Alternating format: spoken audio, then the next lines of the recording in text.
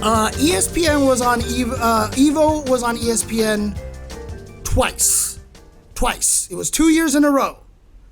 Because the first year, Seth Killian and Mike Ross did it, and they put me on the mainstream with Sajam, which was great, which was amazing. That was Tokido crying and everything like that.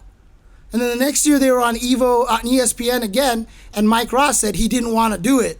So I was like, sick. I can finally. Oh, okay. So 2017 was the second year. So 2016 was the first year. So 2017 was on ESPN again. Mike Ross didn't want to do it, and I was like, sick. I've been commentating Evo finals all this time. Maybe I can finally be on ESPN now, and I can commentate along with Seth Killian, and I can finally be on TV and show my parents and have my parents be proud of me. And then they put Tasty Steve with Seth Killian. So I didn't get to do ESPN. I've never been on ESPN for fighting games, man. I've never been on ESPN for fighting games, so... why don't they want to do it like before? Because ESPN is not paying us to get on ESPN. On ESPN 2, by the way. On ESPN 2.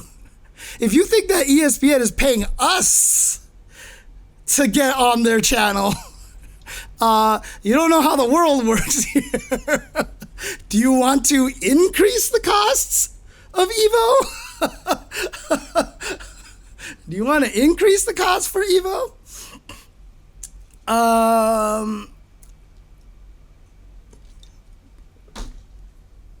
But thankfully, ESPN being at Evo was how I got to meet Bill Walton, which was amazing because I got hired by the ESPN esports team to record content for them while I was at Evo, which I'll never do again because I was running around. That was the most tired Evo I've ever been.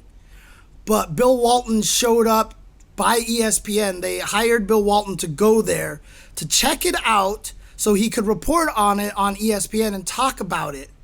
And because I had so much history and I was working already for ESPN, they're like, James, can you essentially babysit Bill Walton and just explain to him what's going on and the significance of everything? So I spent a whole day with Bill Walton on finals and just talking with him, which was still one of the most surreal experiences I've ever had. Because I was able to talk to him about so many things because I was a huge NBA fan. He is a commentator. I'm a commentator. I'm a big Lakers fan. Luke Walton just became head coach. I went to UCLA. He went to UCLA. Like, I had so much to talk to him about. And it was wonderful. I have these pictures. Yeah, when he passed away, I posted up some of the pictures I had where I was with Bill Walton. And he gave me a lot of good advice. And, dude, there was some, like, we were in the venue and, like, in one of the upper seats at the Mandalay Bay. And he couldn't sit in any of those seats. Like, he couldn't sit in any of the seats. So literally there was a stack of chairs off to the side. And like, he like literally picked up like 5-6 chairs and just put them down. And he sat on the stack of chairs so that his legs would be at the normal height to be able to sit at a right angle.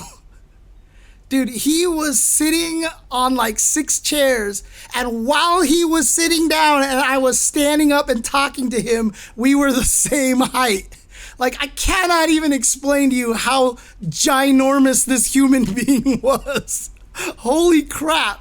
And to top it all off, a Mandalay Bay attendant came up and was like, "Sir, you cannot do that.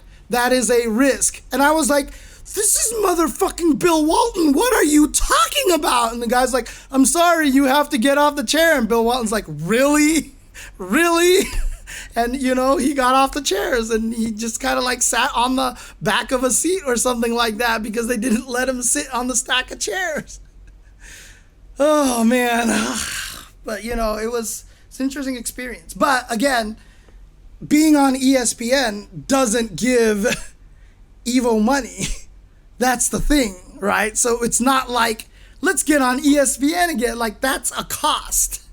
That's a cost. And not only that, But Evo was so good at what they did that they actually produced the entire, well, I'm sorry, 10-0 is so good at what they do, and Seglia has so much background in doing Pac-10, Pac-12 broadcasts, because that's where he worked before 10-0, that they actually produced the entire ESPN segment themselves.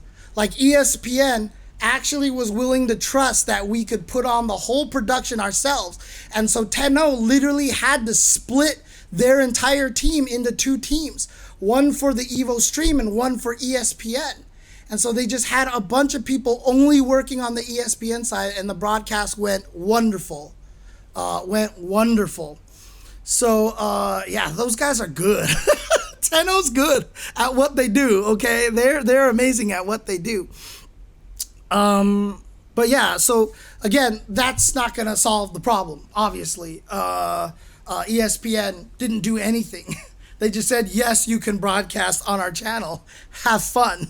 So it won't solve arena issues. It won't solve prize money. It'll basically do nothing. Like there's nothing that ESPN is going to do. They're not going to throw money at us to run on their channel.